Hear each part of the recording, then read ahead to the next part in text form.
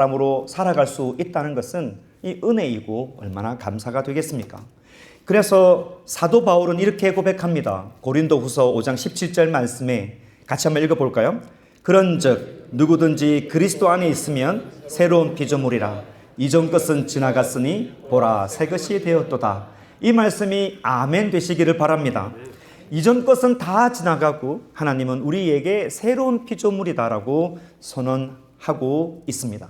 이 은혜가 유대인에게만 머물지 아니하고 열방속으로 모든 민족에게 열려 있다는 이 하나님의 은혜를 생각을 해보면 감사가 되는 것이죠. 오늘 우리가 본문을 보면 이방 지역에서 예수님이 기적을 행하시는 장면을 하나 보게 되는데 지난주에 이어서 두 번째 기적이 됩니다.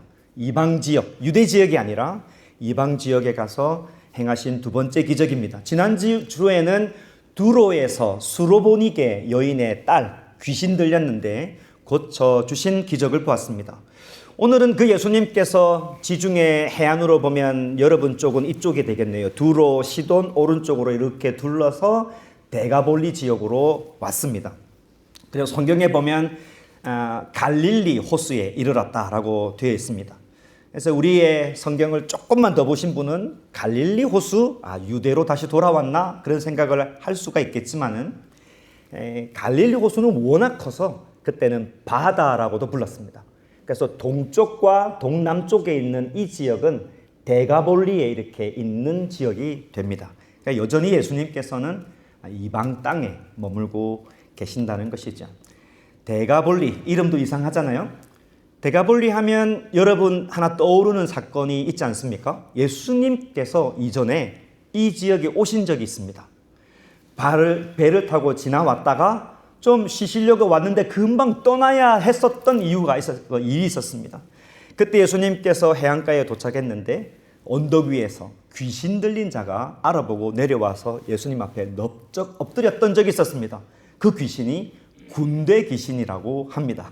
수가 어마어마하게 많이 있었던 모양입니다. 아무튼 예수님께서 귀신을 쫓아 보내는데 돼지가 약 2,000마리 더 될 수도 있겠죠. 그 많은 돼지 무리에게 들어가서 그 많은 돼지가 집단으로 호숫가에 뛰어드는 말도 안 되는 상상할 수 없는 일들이 벌어졌던 것이지요. 데가볼리에 그런 지역이 있었습니다. 그때 데가볼리 사람들이 이 광경을 보고 귀신 들린 자가 나가고 놀라운 일들을 바라보면서 예수님 앞에 무릎을 꿇고 경배했습니까? 아닙니다. 그때 그 사람들은 뭐라고 이야기했냐면 여기를 나가세요. 떠나주세요. 그래서 예수님께서는 다시 배에 타서 반대편으로 가셔야 했던 곳이 데가볼리였습니다. 그런데 오늘 말씀 보니까 변화가 생겼습니다. 32절 말씀인데 여러분 같이 한번 읽어보겠습니다. 32절 말씀입니다. 시작. 사람들이 귀먹고 말 더듬는 자를 데리고 예수께 나와 안수하여 주시기를 간구하거늘. 제 물 먹는 타이밍을 놓쳤습니다.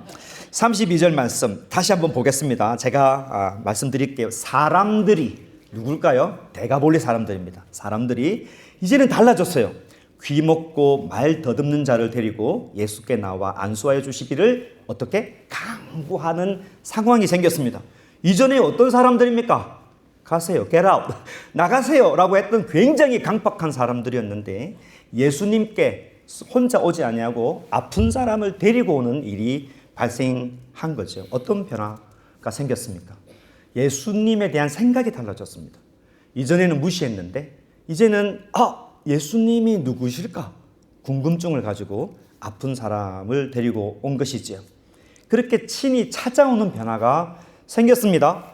좀 쉽게 이해를 드린다면 어떤 집사님이 전도하기 위해서 가게를 갔는데 그분이 오랫동안에 무당을 모시는 사람이라 너무 재수없다고 집사님이 이제 가게에서 나갈 때 입에서 욕을 하면서 소금을 막 이렇게 뿌렸던 사람인데 어느 날 교회에 왔습니다.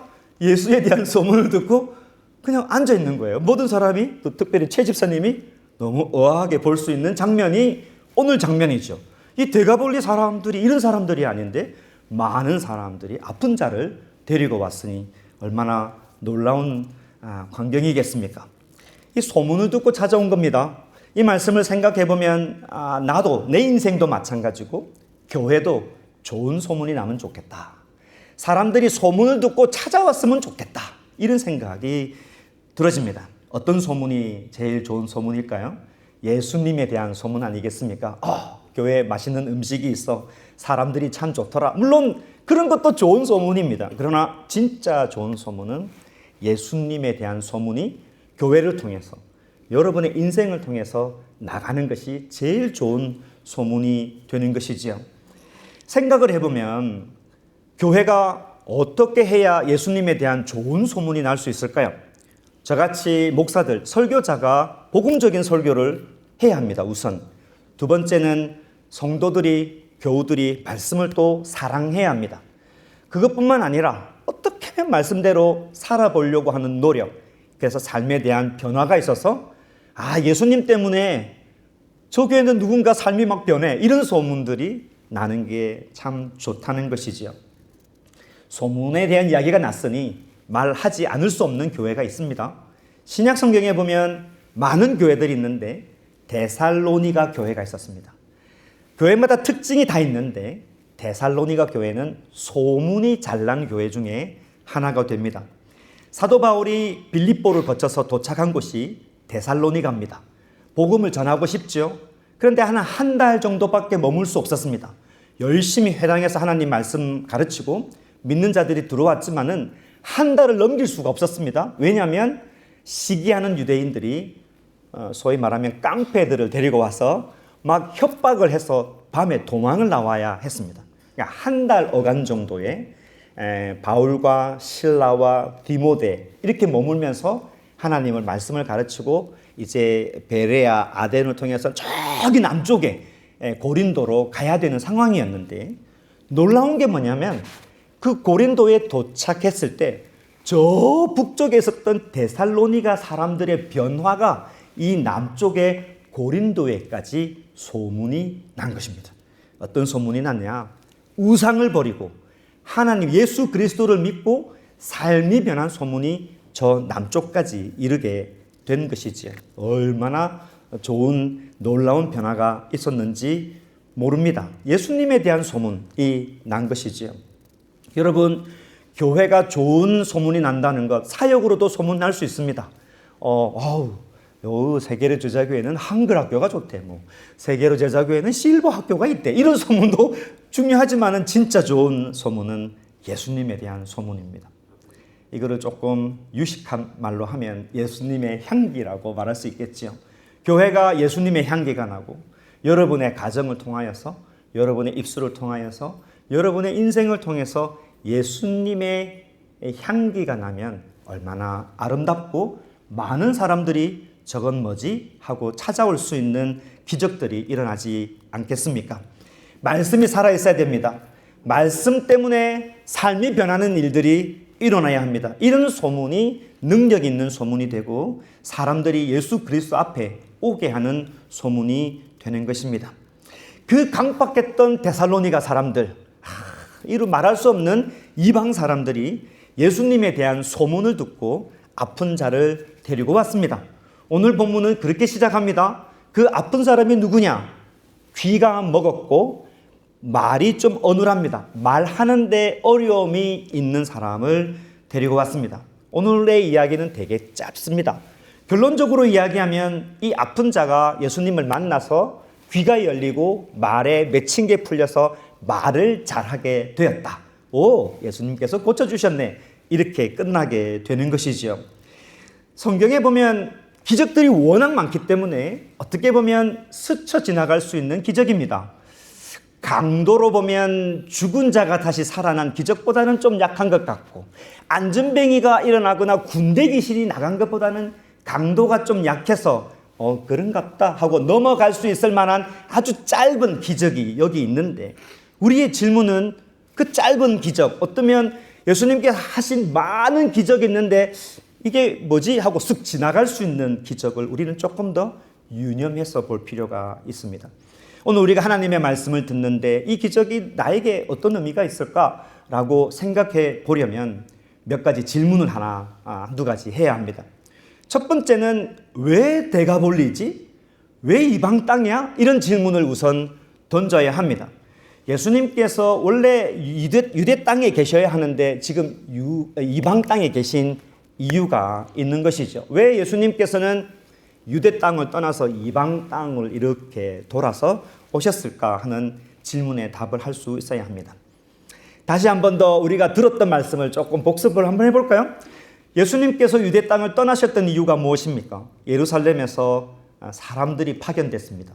바리새인, 서기관들이 파송되어서 예수님의 어떤 일에 대해서 약점을 잡으려고 했죠.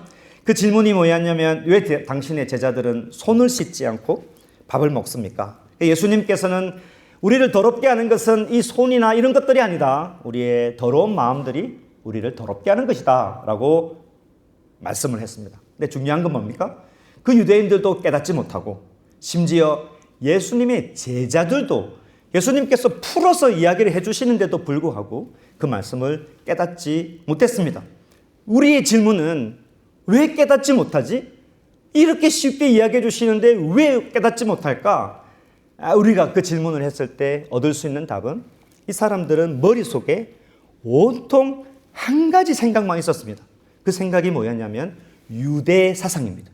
유대 민족에 대한 사상, 우리 민족에 대한 사상이 가득해 있었습니다. 하나님이 유대 민족을 특별하게 선택해서 우리 민족만 사랑한다는 생각에 사로잡혀 있었던 것이죠. 그래서 유대 민족 외의 사람들은 다 들깨처럼, 개처럼 여겼던 사람들이 유대 사람들입니다. 일반 유대인들, 예수님 한번 옷자락이라도 만져보고자 하는 유대인들은 이 메시아, 이 사람이 유대인의 왕이 되어야 된다라고 생각을 했습니다. 그리고 저 예루살렘에서 파견된 사람들은 이 사람은 유대인의 지도자가 되면 안 된다. 이런 생각을 질투하면서 하게 되었죠. 마찬가지입니다. 예수님의 제자들도 그런 생각을 했습니다. 주님 옆에서 많은 가르침을 받고 있지만 그 머릿속에는 이 유대 민족, 우리 민족의 구원자다라고 생각을 하고 있었던 것이죠. 그들 머릿속에는 온통 유대에 대한 생각이 있었기 때문에 깨닫지 못하게 됩니다.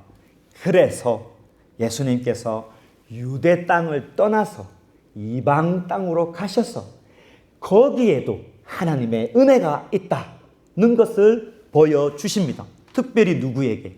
제자들에게 보여주십니다. 이 일들은 사도행전으로 넘어가 보면 제자들이 크게 깨닫는 하나의 밑받침이 되기도 하지요. 그래서 지난주에 두로 지역에서 수로보니게 그 여인에게도 딸이 있었는데 힘들고 기승들렸지만은 주님이 고쳐주셨습니다. 그 놀라운 기적이 일어났지 않습니까?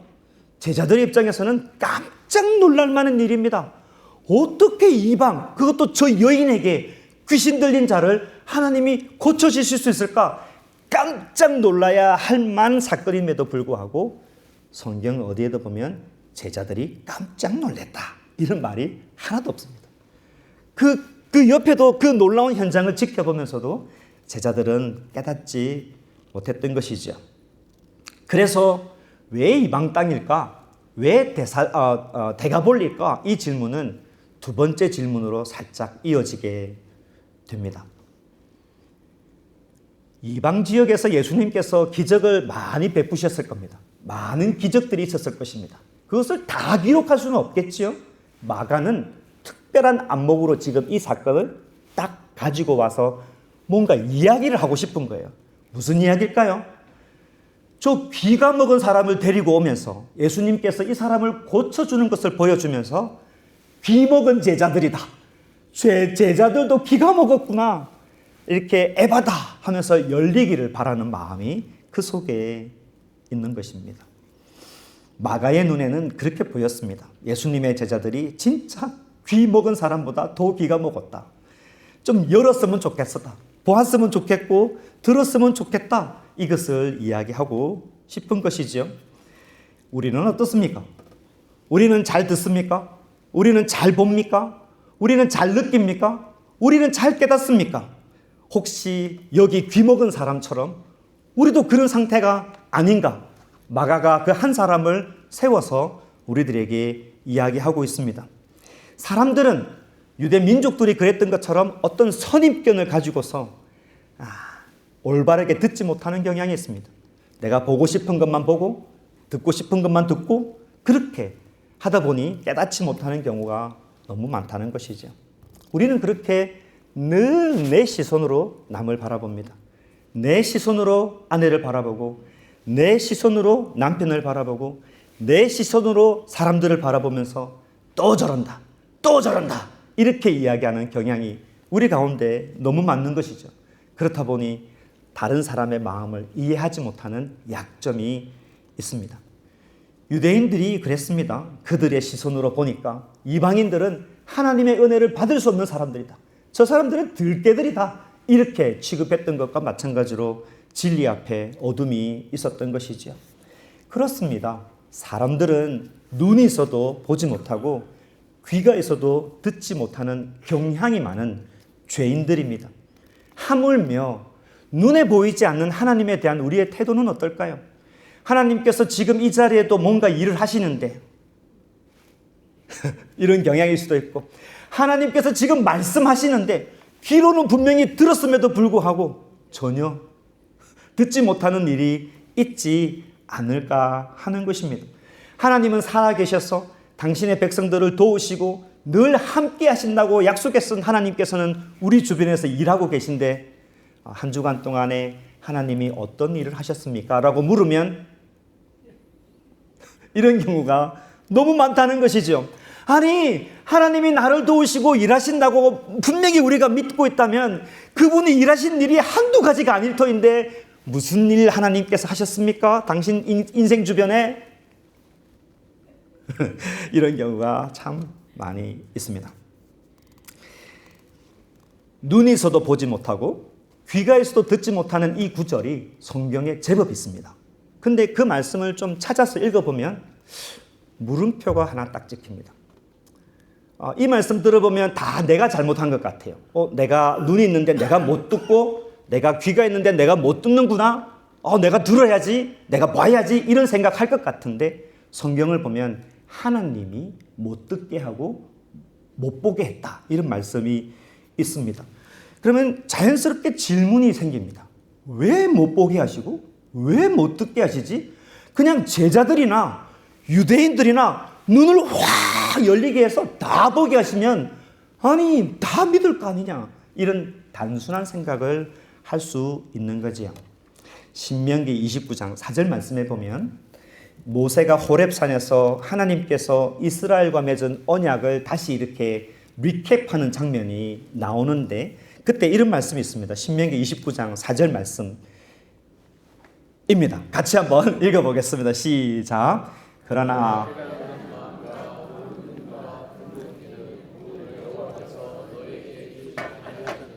그렇죠. 왜? 왜라는 질문이 나올 수밖에 없습니다. 아니 깨닫게 하고 듣게 하면 다 해결될 문제인데 왜 하나님이 못 보게 하고 못 듣게 하셨을까? 사실 알고 보면 강팍한 마음 때문입니다. 강팍한 마음. 우리의 단순한 논리는 아니 강팍하니까 보게 하고 듣게 하시면 되지 왜 강팍한데 못 보게 하고 못 듣게 하시냐, 이런 생각할 수 있죠.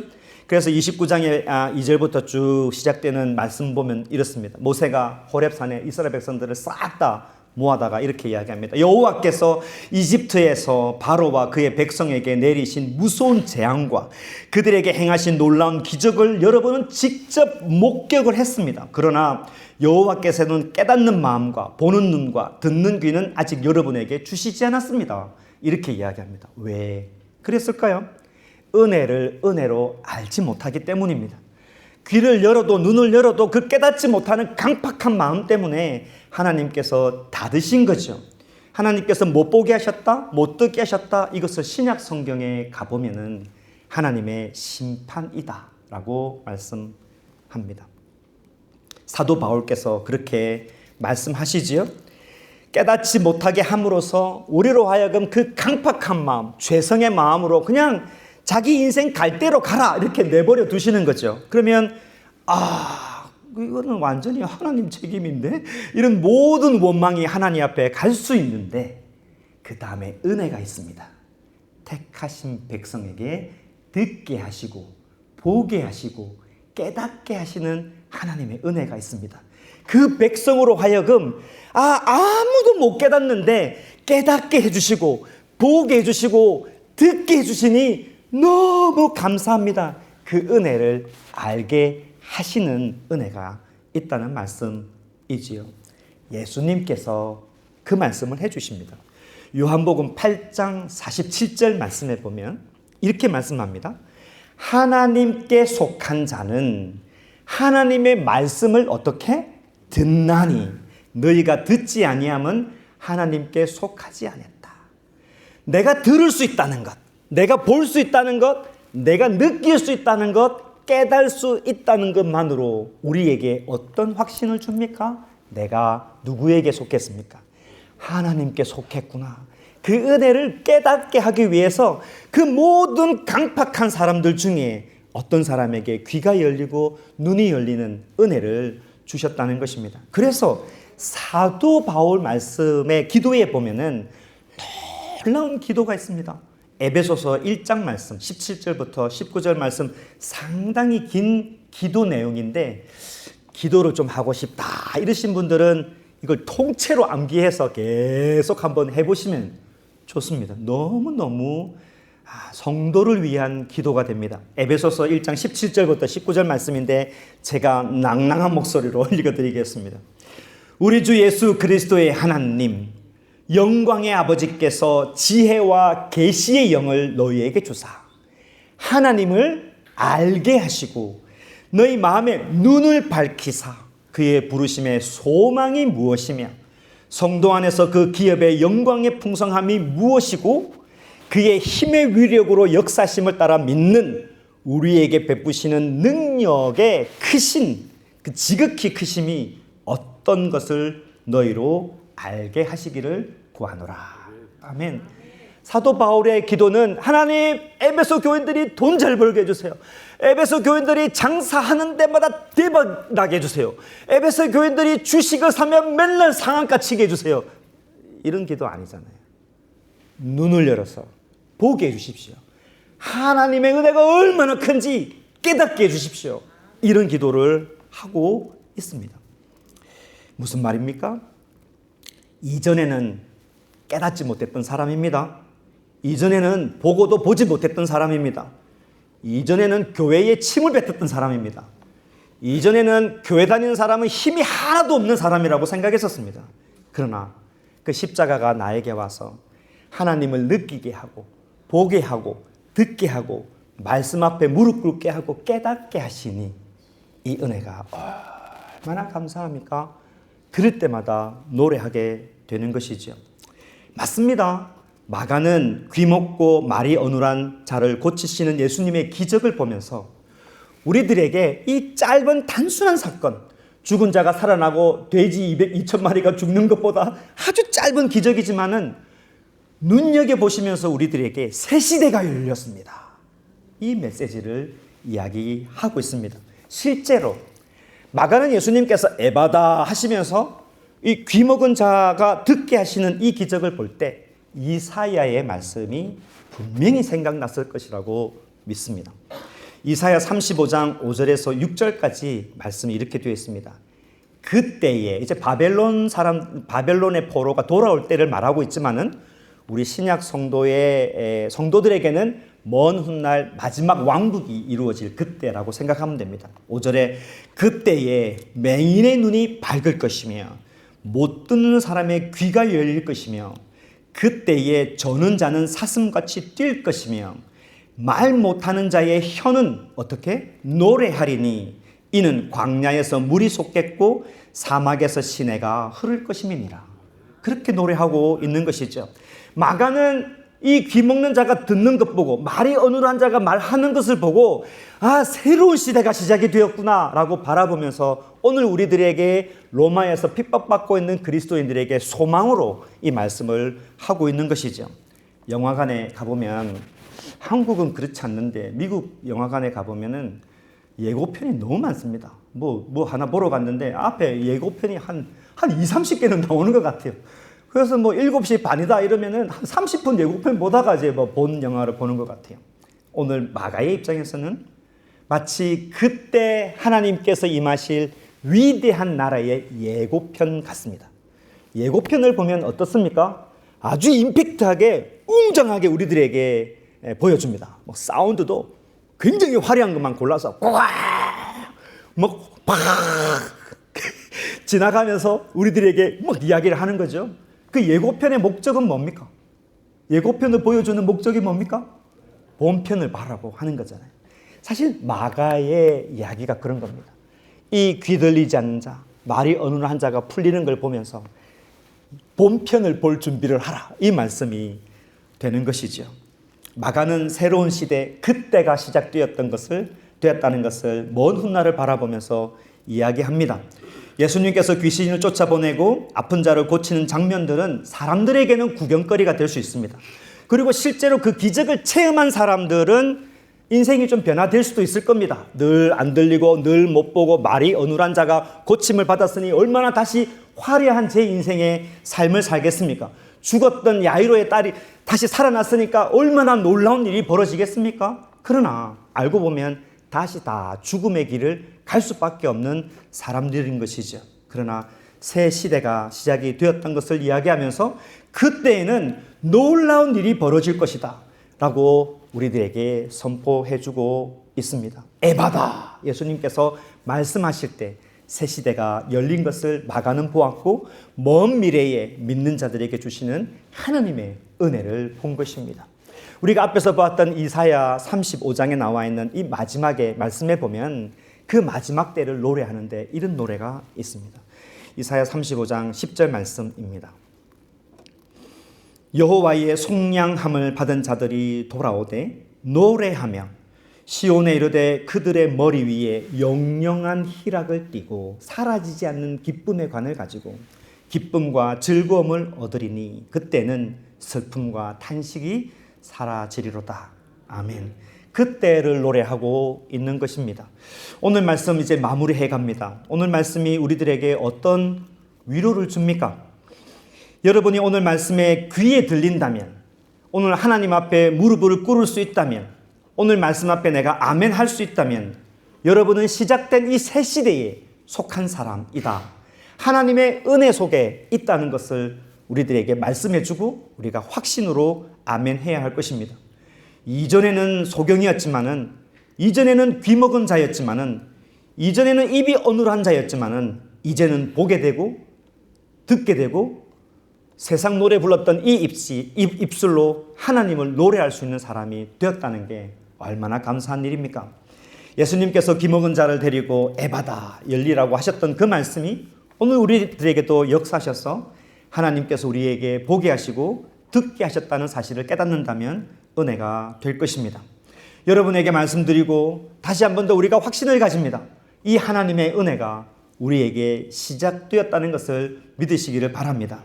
이 은혜가 끊임없이 우리 안에 일어납니다. 우리 인생 가운데 일어나고 교회 가운데 일어나면서 우리로 하여금 여러분의 인생 교회를 마지막 때까지 인도해 가실 것입니다. 마지막 날 우리들의 머리 위에 영영한 희락이 있고 영원히 사라지지 않는 기쁨의 관을 우리 머리에 씌우고 슬픔과 탄식이 사라지는 나라에 우리 모두가 서게 될 것입니다. 그렇다면 이제 우리는 어떻게 해야 합니까? 우리는 이 세상을 살아도 이 세상을 사는 자가 아닙니다. 우리는 눈물과 아픔을 가지고 이 세상을 살아가고 있지만 슬픔과 탄식이 사라지지 않는 천국을 지금 살아가고 있는 사람들인 것입니다. 당장에 내 뜻대로 이루어지지 않는 것들로 인하여서 마음 상하지 마십시오. 뜻대로 움직이지 않는 내 육체로 인하여서 낙심하지 마십시오. 미래가 불투명하다고 너무 두려워하지 마십시오. 슬픔과 탄식이 사라진 나라로 인도하실 하나님은 지금도 에바다 하시면서 우리의 귀를 열게 하시고 말씀을 듣게 하셔서 그 말씀으로 우리가 겪는 이 모든 것을 지나가게 하실 것입니다. 우리에게는 은혜가 시작이 되었고 거룩한 소망을 품는 자가 되었다는 사실을 믿으시기를 바랍니다. 같이 기도하겠습니다. 하나님 아버지, 오늘